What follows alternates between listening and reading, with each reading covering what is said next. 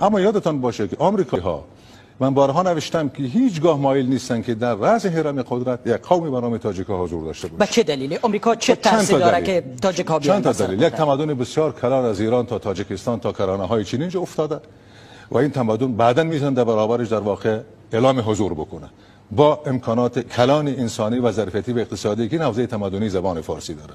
بنابراین اگر غیر از این بود چرا از حکومت احمد شاه مسعود حمایت نکردن؟ آیا واقعا این همه کمک‌های حکومت آقای کرزی شد؟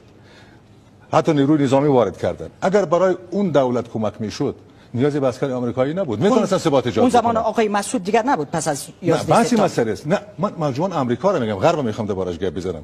چطور توطئه کردن که مسعود شهید بکنن و حکومت ساخت بکنن؟ یعنی اگر قرار بود کمک میکردن به یک جریانه، قطعا اگر اینا کمک میکردن که تاجیک‌ها در قدرت باشن، شخصیت‌های بسیار درخشان تاجیک‌ها داشتن که میتوانستن حمایت بکنن. الانم باور من است که اونهایی که فکر زمانی که همین توافقنامه امضا میشه 50% مساویانه تقسیم میشه قدرت، چه ربطی به تاجیک‌ها داره؟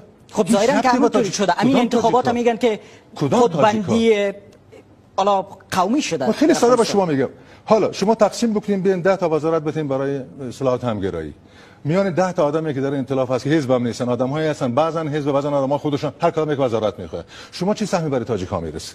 یک تا یا دو تا؟